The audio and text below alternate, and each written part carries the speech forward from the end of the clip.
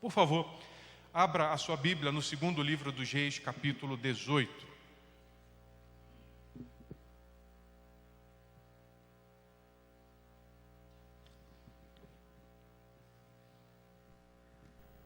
Segundo livro dos Reis, capítulo 18, nós leremos os 12 primeiros versos deste capítulo.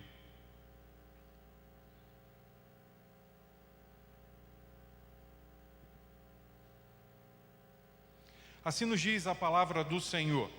No terceiro ano do reinado de Oséias, filho de Elá, rei de Israel, Ezequias, filho de Acais, rei de Judá, começou a reinar. Tinha 25 anos de idade quando começou a reinar e reinou 29 anos em Jerusalém. A mãe dele se chamava Abi e era filho de Zacarias. Ezequias fez o que era reto aos olhos do Senhor, segundo tudo o que Davi, seu pai, seu predecessor, havia feito. E o que ele fez? Removeu os lugares altos, quebrou as colunas e derrubou o poste da deusa Azerá. Também fez em pedaços a serpente de bronze que Moisés havia feito. Os filhos de Israel chamavam essa serpente de Neustã, e até aquele dia lhe queimavam incenso. Ezequias confiou no Senhor, Deus de Israel, de maneira que não houve ninguém como ele entre todos os reis de Judá, nem antes nem depois dele, porque se apegou ao Senhor, não deixou de segui-lo e guardou os mandamentos que o Senhor ordenou a Moisés. Assim, o Senhor estava com ele, e ele teve êxito em todos os seus empreendimentos. Rebelou-se contra o rei da Síria e não o serviu. Derrotou os filisteus até Gaza e o seu território, desde a torre dos vigias até a cidade fortificada. No quarto ano do reinado de Ezequias, que era o 7º ano do reinado de Oséias, filho de Elá, rei de Israel, Salmaneser, rei da Síria, atacou a cidade de Samaria e a cercou. Ao fim de 3 anos, a cidade foi conquistada. Sim, no 6º ano do reinado de Ezequias, que era o 9º do reinado de Oséias, rei de Israel, Samaria foi conquistada. O rei da Síria levou os israelitas para a Síria e os fez habitar em Alá, junto a Abor, rio de Gozã, e nas cidades dos Medos. E por que tudo isso aconteceu? Isso aconteceu porque não obedeceram à voz do Senhor, seu Deus. Antes, mas quebraram a sua aliança, a saber, tudo o que Moisés, servo do Senhor, havia ordenado. Não o ouviram, nem o fizeram. Senhor bendito, muito obrigado pela tua palavra. Obrigado por esta oportunidade, uma vez mais, de estarmos aqui como igreja do Senhor, reunidos em torno de louvores ao teu nome. Ó Deus, e obrigado porque mais uma vez diante da tua palavra, com os corações abertos, ó Deus, queremos e até sabemos, necessitamos o quanto precisamos que o Senhor fale conosco. E por isso, ó Deus, estamos aqui disponíveis, atentos, ó Deus, para receber mais uma porção do Senhor nesta noite. Ah Deus, te pedimos, porque somos humanos, temos muitas preocupações e inquietações, que o Senhor, ó Deus, receba tudo isso, ó Deus, nesse instante, para que possamos com corações atentos, ouvidos abertos, ouvir com clareza aquilo que o Senhor quer nos falar. Então fale o coração do meu irmão, da minha irmã, fale o coração daquele que está em casa, ó Deus, daquele que um dia acessará este canal da igreja e ouvirá esta palavra, a fim de que também seja abençoado. Deus bendito, muito obrigado, pedimos que assim o Senhor nos abençoe, no nome do teu Filho Jesus, amém. Algumas semanas eu estou muito inquieto com esse texto. Tenho pensado, repensado nele, e como somos irmãos, nada melhor do que compartilhar essa inquietação. Se de alguma forma Deus está falando comigo, e quando o pastor Celso me pediu que aqui estivesse, eu disse, eu vou também compartilhar isso que Deus está falando comigo, à igreja. E eu tenho estado inquieto porque eu tenho me apegado muito muito ao que nos diz o verso 6. Se apegou ao Senhor. Ezequias se apegou ao Senhor. Ele não se apartou, ele se apegou. E eu fiquei pensando quais são as consequências de alguém que se apega a Deus. E prontamente o texto me respondeu com a própria vida de Ezequias.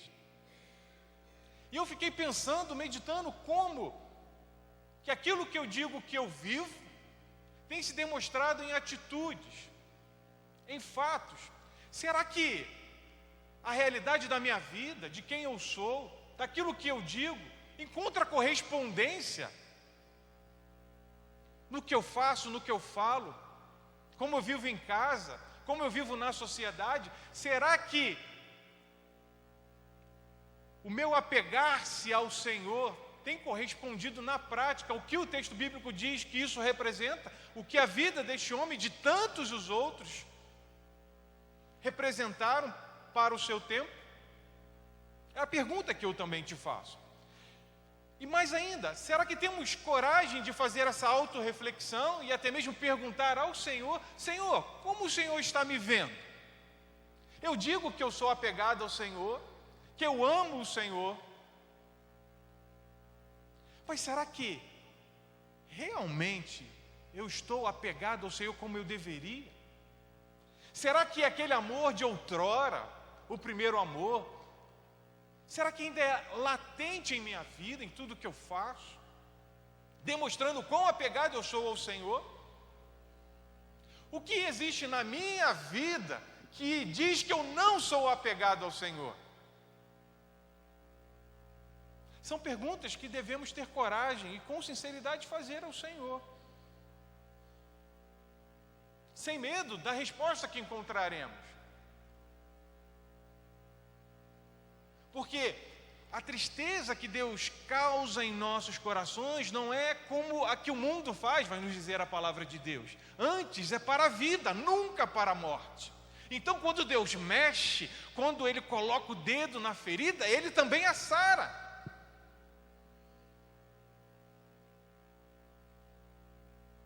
Apegue-se ao Senhor.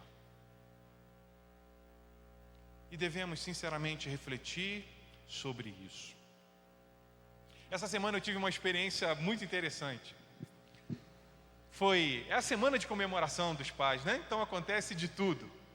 E eu fui no futebol com o meu filho, ele faz futebol todas as segundas-feiras. E essa semana foi futebol com os pais, e foi muito legal. E chegamos um pouquinho antes do horário, e tinha um grupo jogando. A gente precisava esperar aquele grupo acabar para então começarmos. E assim que eu cheguei, me sentei na arquibancada, Thomas foi fazer qualquer outra coisa, e de repente veio uma pirralhinha desse tamaninho, devia ter uns 5, 6 anos, olhou para mim e disse: você conhece o meu papai? Aí eu olhei assim para a quadra, é aquele lá de camisa vermelha. E eu meio que sem graça, eu falei: não conheço o seu papai. Aí ela: então eu vou te apresentar o meu papai. Aí eu imaginei, tá bom, né? No final, né? A gente vai dar um abraço, tudo bem. Meus irmãos, aquela pirralhinha subiu assim no alambrado e começou a gritar: papai, papai, no meio de todo mundo.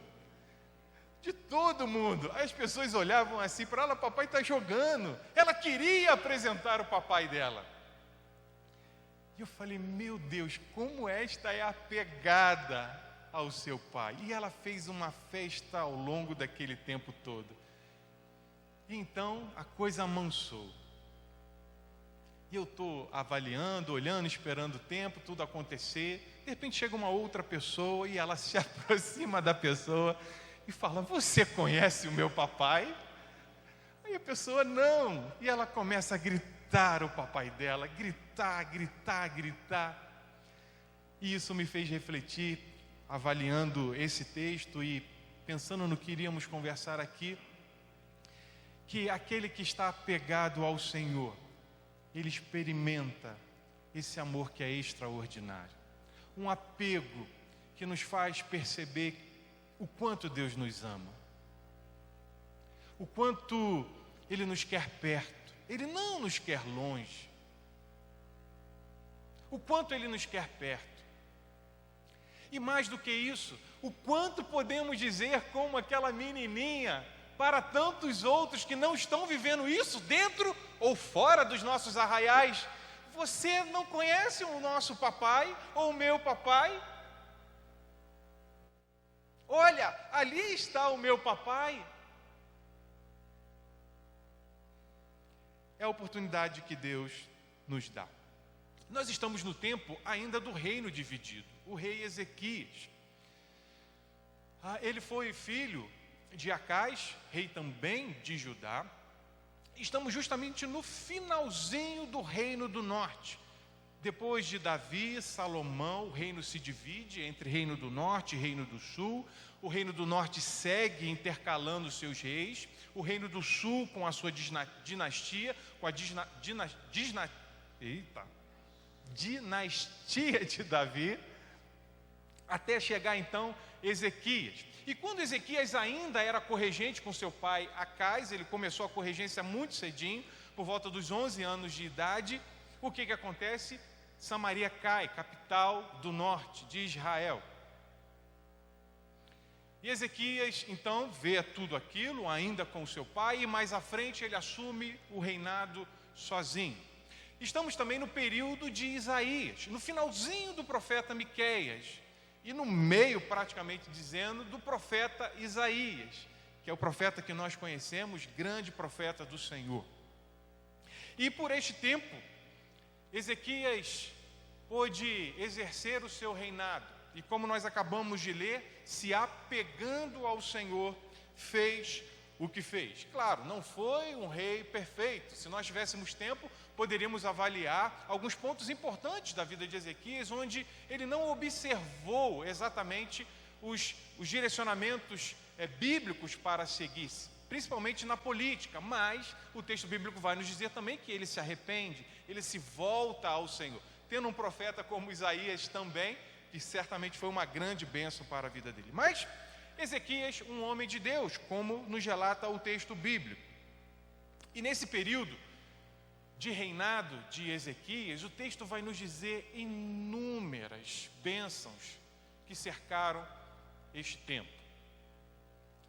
Internamente, nos seus arredores, por conta da fidelidade de Ezequias. Ezequias, inclusive, ele lutou e batalhou, mesmo com a queda de Samaria, para unir o reino do sul ao reino do norte. Quando ele manda proclamar que as pessoas voltem ao seu temor ao Senhor, voltem ao templo, porque o templo foi reaberto, inclusive, ele trabalha pela unidade. Deixa eu apenas relembrar a você, ou dar conhecimento um pouco daquilo que aconteceu no ministério de Ezequias, porque ele se apegou ao Senhor. Ele reabriu o templo e purificou o templo do Senhor. Ele restabeleceu o culto ao Senhor, restabelecendo as festas, inclusive da Páscoa e dos pães asmos. Ele destruiu os altares idólatras, os altos, os terríveis altos de Israel. Só para os irmãos terem uma ideia, a Bíblia vai dar um joinha, um like para muitos reis de Judá. Mas lá no finalzinho, contudo, não derrubaram os altos. A Bíblia vai falar isso de um montão de reis. E olha o que nós temos diante de nós. Ele derrubou os altos. Por quê? Se apegou ao Senhor. Rebelou-se contra o rei da Síria. Ezequias é aquele famoso rei que foi acometido de uma doença mortal. Isaías chega para ele, o profeta Isaías, e fala: Ezequias, coloca a sua vida, a sua casa em ordem, porque acabou. Seu tempo terminou. E o texto bíblico, num momento dramático e ao mesmo tempo lindíssimo, ele se volta para a parede e clama ao Senhor, ora. Isaías, que tinha ido embora, ainda estava no pátio do palácio, volta, porque Deus havia falado com ele, e falou: olha, diz para Ezequias que eu lhe darei mais 15 anos de vida. Esse é o rei Ezequias. O rei Ezequias foi aquele que na arquitetura ele fez um grande empreendimento que eu nunca fui em Israel, talvez alguém aqui já tenha ido, mas está lá até hoje, que é o aqueduto de Ezequias, saindo, dos limites de Jerusalém, trazendo água para dentro da cidade, justamente no tempo em que Senaqueribe, o rei da Síria, avançou contra Jerusalém, e Ezequias, junto com os sábios, junto com os seus, pensaram sobre isso e fecharam as minas do lado de fora, canalizaram para dentro de Jerusalém. Para a época, um feito monumental. Ou seja, ele evitou que as tropas estrangeiras chegassem e pudessem beber a água, e ao mesmo tempo impediu com que a nação estrangeira pudesse contaminar a água e matar todos, ou matar todos também de sede por secar as minas. E muitos outros feitos. Foi neste tempo que Deus deu um livramento maravilhoso a Jerusalém, a Judá. Quando Senaqueribe cerca, se aproximando de Judá, com muita gente. Então eles clamam ao Senhor, Ezequias e o profeta Isaías, e Deus dá um grande livramento para eles, onde numa noite o anjo do Senhor visita o campamento assírio e mata 185 mil homens valentes, vai dizer o texto bíblico, pela mão do Senhor. E tudo isso, meus irmãos, não é para dizer o quão bom Ezequias foi, mas o quão bom Deus é. Porque toda história é história de Deus. Não é história do pastor Edemir, não é história do João, não é história da Joana, não é história de ninguém, é história do nosso Deus. E o nosso Deus, esse Deus bondoso, que está a todo instante nos chamando, para que possamos nos apegar a Ele, tem bênçãos e mais bênçãos para mim e para a sua vida. E eu quero que você, meditando sobre isso, pense que este homem, por se apegar ao Senhor, ele tomou algumas atitudes, ele teve algumas ações que foram fundamentais para a vida dele. E que talvez seja um exemplo vivo para você hoje, tomar também as suas decisões. Por isso eu quero que você continue pensando que se apegar ao Senhor significa romper com o passado. Apegar-se ao Senhor significa romper com o passado. Meus irmãos, deixa eu falar um pouquinho do pai de Ezequias, Acais, que reinou em Judá, seu predecessor. A Bíblia vai dizer que ele foi um rei mau, idólatra, que fez alianças que não deveria fazer, que adorou o rei das nações, de outras nações. E mais do que isso, meus irmãos, ele não só queimou incensos a outros reis. A Bíblia vai dizer que ele queimou os seus próprios filhos aos outros deuses. Agora você imagina Ezequias no meio disso tudo. Imagine, tente se colocar no pensamento, no lugar de uma pessoa que passa por tudo isso. E isso me choca, porque eu olhando para a minha vida, às vezes eu penso, meu Deus, eu vou dar água por tão pouco. E olhando essa história, eu falo, meu Deus, como este homem conseguiu, como ele sobreviveu a tantas coisas. Se é tão doloroso e difícil você ver alguém sendo sacrificado, que não é do teu meio, imagina os seus irmãos. Tudo bem, eles poderiam viver apartados, as coisas não eram como nós hoje vivemos, irmãos tão apegados, muito pelo contrário, mas ainda assim, qual é o pensamento que vem à sua cabeça? Foi meu irmão, o próximo é quem? Sou eu. Imaginem, que situação perversa. E de repente o texto bíblico se abre diante de mim dizendo que Ezequias se apegou ao Senhor. E eu pergunto, Deus, mas como? Como isso é possível? Isso mexe comigo. E ao mesmo tempo que mexe comigo, eu penso que não se trata de Ezequias, se trata do Senhor. Porque só Deus pode fazer uma coisa dessa. Só Deus pode ser um raio de esperança, um raio de luz. suficiente para a minha vida, para a sua vida, para transformar a vida de homens que tiveram um passado tão terrível como Ezequias, e transformar tudo isso, se rendendo ao Senhor em bênçãos. Certa vez, aconselhando um jovem que tinha uma família, estava numa família muito conturbada, e ele então, para minha surpresa, o que me deixou muito feliz, ele me disse algo que até hoje eu me lembro, por isso eu compartilho também com os irmãos.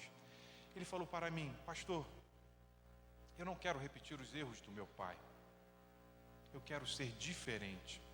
Porque há uma preocupação para nós pastores, líderes, olhando as ovelhas, as pessoas, aconselhando, diante de um cenário tão terrível, que elas repitam aquilo que elas vivenciaram. E isso é fato, isso é verdade, isso acontece.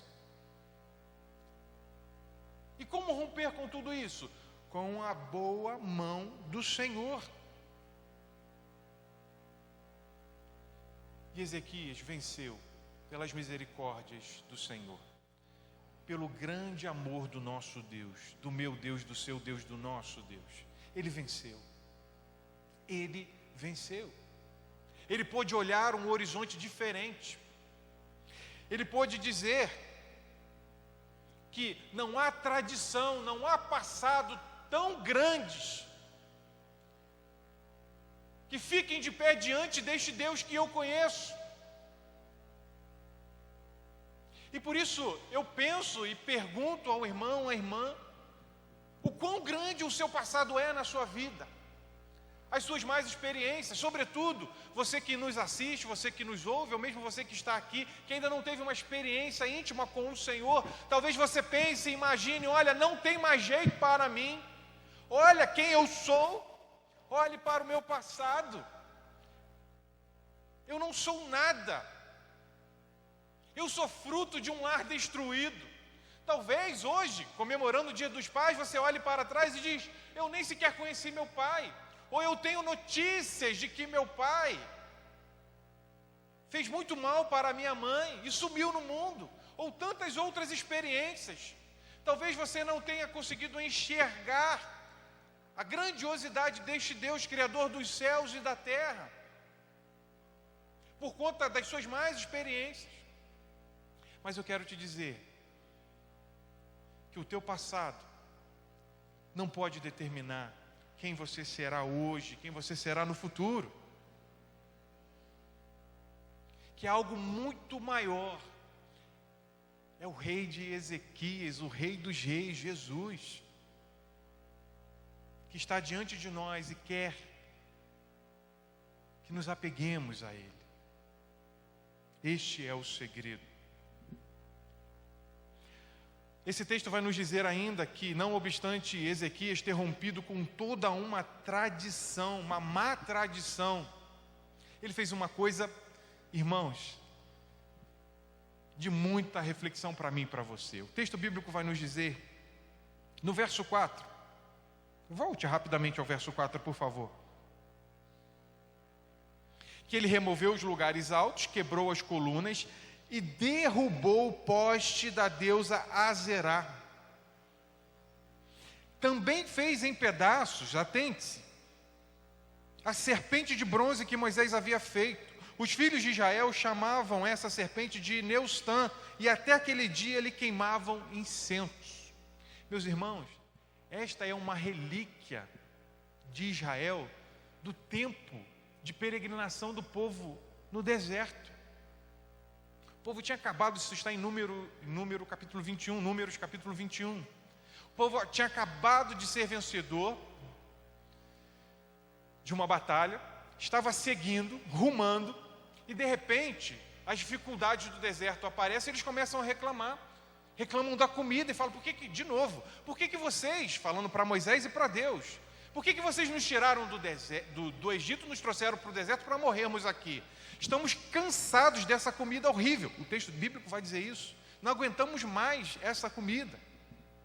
E Deus envia então disciplina ao povo através de serpentes. Serpentes abrasadoras começam a picar o povo e muitos morrem. E o texto bíblico vai dizer então que o povo se arrepende. Vai até Moisés e diz: ó, pecamos contra ti e contra o Senhor. Deus manda então Moisés fazer uma serpente de bronze, colocar numa haste e dar instrução ao povo: todo aquele que for picado, olhe para essa serpente e será curado. E assim aconteceu. O tempo passa, o tempo passa, o tempo passa, e o que o povo faz? Transformam a bênção numa grande maldição. Idolatria. Idolatria. Meu irmão, minha irmã, se apegue ao Senhor e lance fora seus ídolos. Por que essa reflexão é tão sutil e ao mesmo tempo tão impactante? Porque, a bem da verdade, meus irmãos, que é possível em nossas vidas, crentes, pastores, líderes, igreja, produzirmos os nossos líderes, os nossos ídolos, e o fazemos achando que são legítimos. Israel começou a adorar, Judá começou a adorar esta serpente, achando legítimo isso. Nossa, olha o que Deus fez por nós no passado, olha o que aconteceu lá atrás. E aí é uma aproximação um pouco sutil, daqui a pouco um esquecimento de um mandamento, daqui a pouco uma reverência, daqui a pouco uma idolatria descarada. E o que Ezequias faz? Quebra em pedacinhos aquela serpente. E isso, meus irmãos, me faz pensar, olhando para a minha vida, eu falo: Senhor, tem misericórdia. O que eu tenho cultivado no meu coração, achando até que é legítimo, isso tem se tornado um altar idólatra. Porque quando Deus sai do centro, quando começamos a depender de tantas outras coisas, ou exaltar tantas outras coisas e pessoas e situações, é isso que acontece comigo e contigo. E legitimamente pensamos que isso está no lugar adequado, no lugar certo. E eu te pergunto, meu irmão e minha irmã, o que tem estado na sua vida que tem se tornado um altar idólatra? Que talvez você pense e fala: isso daqui eu não mexo. Não tem por que mexer, eu estou fazendo legitimamente. Quarta-feira estávamos aqui no culto de oração. Eu cheguei só para o culto, infelizmente não consegui chegar um pouquinho mais cedo, às 19 horas. E o pastor estava pregando sobre Pedro. Pedro, depois de Jesus ressurreto, depois do encontro com os discípulos, Jesus manda o pessoal aguardar ele lá, no entorno da Galileia. Pedro resolve num determinado momento, ela fala: vou pescar, e os outros vão com ele. E ele está lá pescando e nada pega. Jesus então aparece, pede o que comer, manda eles lançarem a rede num ponto específico e pescam muitos peixes. E o pastor estava dizendo: olha, às vezes a gente patina, a gente não está fazendo o que Deus quer, não estamos na direção certa. E eu fiquei pensando naquilo, e pensando nesse texto também, eu falo: como naquele momento a pesca, as redes a rede foram legítimas para Pedro. Ele disse: é o que tem que ser feito. Ele depositou a sua confiança naquilo, ele depositou as suas expectativas e foi pescar. Agora a vida vai ser assim. Aí Jesus fala: não, tu me amas, Pedro? Larga essa rede. Tu me amas, Pedro? Larga essas redes. Tu me amas, Pedro? Larga essa rede, apacenta os meus cordeirinhos. Inclusive tem sido bênçãos, pastor, estarmos aqui às quartas-feiras. Se você pode vir, venha. Se talvez falta um pouquinho só de esforço para você estar aqui, venha, porque Deus tem falado tremendamente aos nossos corações. Tem sido momentos preciosíssimos. E assim acontece na minha e na sua vida também. Altares vão se levantando, vão se erguendo, e às vezes você passa o olho, você não vê nada, acha que está tudo bem. Por isso é importante intencionalmente perguntar ao Senhor, ter a coragem: Senhor, o que há em mim que não está te agradando? Vê se há em mim algum caminho mau e guia-me pelo caminho eterno, tem misericórdia. Porque às vezes, meus irmãos, cauteriza. Às vezes não estamos mais sensíveis, e é preciso chacoalhar, é preciso fazer como Ezequias fez, até mesmo quebrar e falar: não, isso não me pertence, isso não é para mim, não é dessa forma que Deus quer. Se é preciso, necessário romper definitivamente com o passado, se apegando ao Senhor, também é preciso, necessário, lançar fora os nossos ídolos de estimação. Faça isso, meu irmão, e veja o que há no seu coração, na sua vida, que não é do Senhor, que não foi Deus que colocou lá. Quero refletir ainda contigo que se apegar ao Senhor significa lutar as batalhas do Senhor. Como é gostoso, vamos ao verso 7 e o verso 8. Como é delicioso ouvir isso que o texto bíblico nos diz. Assim o Senhor estava com ele, e ele teve êxito em todos os seus empreendimentos. O que ele fez? Rebelou-se contra o rei da Síria e não o serviu, derrotou os filisteus até Gaza e o seu território, desde a torre dos vigias até a cidade fortificada. Meus irmãos, se apegar ao Senhor, se aproximar dele, significa que estamos na batalha. Ou deve significar isso para mim, para você, se não está acontecendo. O texto bíblico vai nos dizer que, como aconteceu com Davi, o texto bíblico vai falar acerca disso de Davi, vai falar acerca disso com José, que tudo o que Ezequias fazia, ele lograva bom êxito, Deus o abençoava, ele guerreou as guerras do Senhor, ele avançou, ele foi vitorioso. Mas mais uma vez, não é a história do rei Ezequias, é a história de um Deus bondoso, que por nos achegarmos a Ele, Ele coloca diante de nós um caminho, nos mostra as direções e diz: eu te abençoo, vai em frente, eu sou contigo. Jesus não vai nos dizer lá na frente que eis que estarei convosco, com vocês todos os dias. Impressionante notar que este versículo está num contexto de missão. Quando Jesus está enviando os discípulos, Jesus está dizendo: ó, vai que eu estou contigo, pode ir, vai.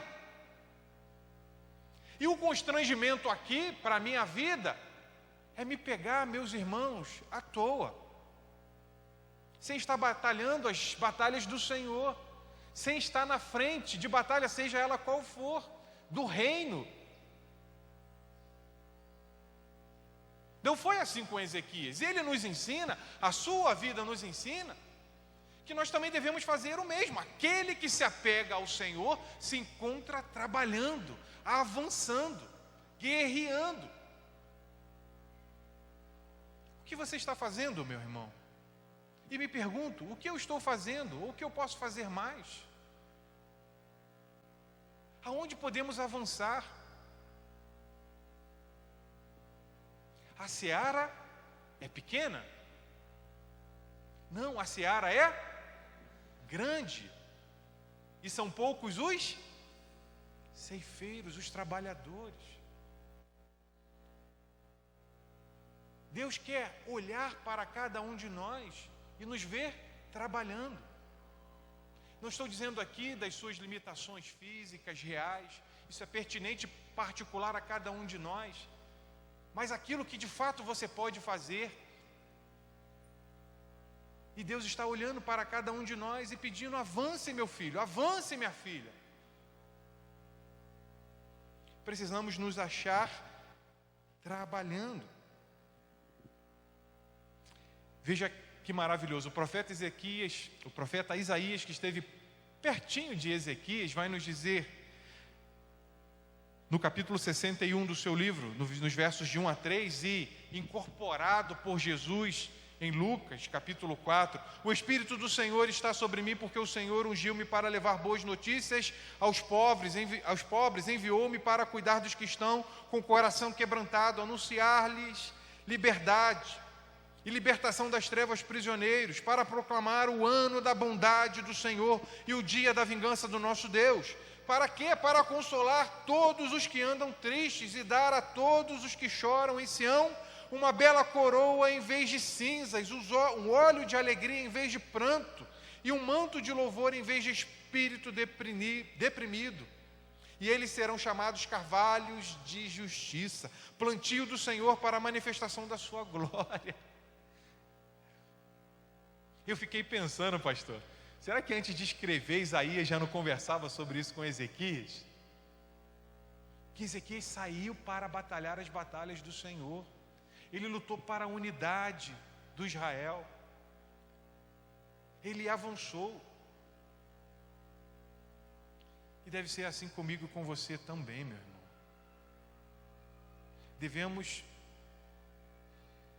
desculpe a palavra, é forte, e a começar em mim, devemos nos sentir envergonhados se nós não estivermos com a mão no arado. Se podendo fazer alguma coisa não fazemos. Se quando somos convocados para uma frente, nós não atendemos.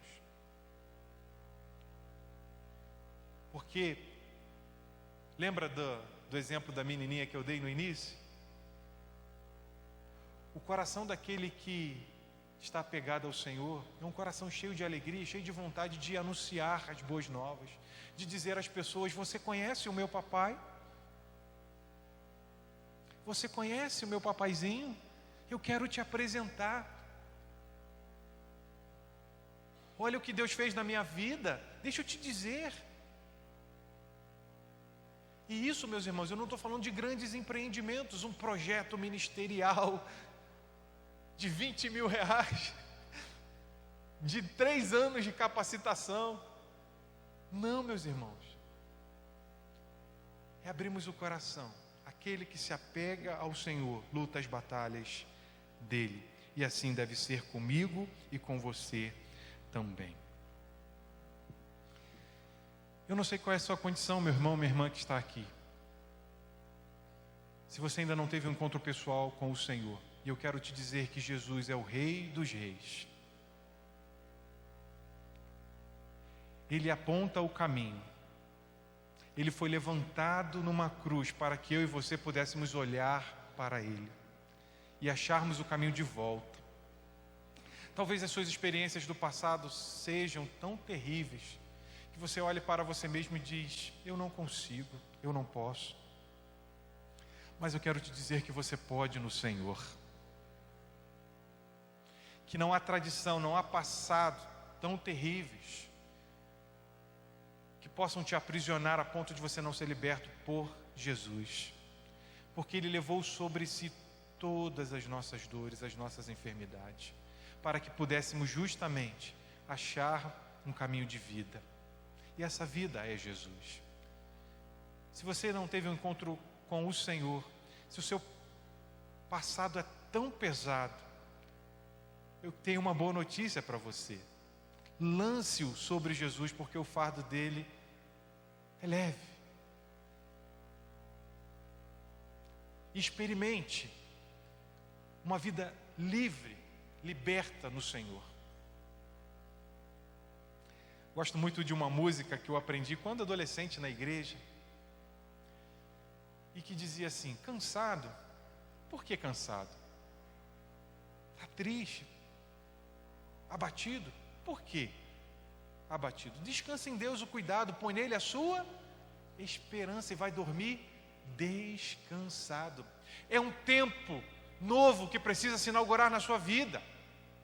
Então lance sobre o Senhor o seu passado, a sua tradição, aquilo que te incomoda, aquilo que tem dito para você o que você é. Mas a boa nova, a boa notícia é que o nosso Senhor, o Senhor Jesus diz que você não será definido pelo seu passado.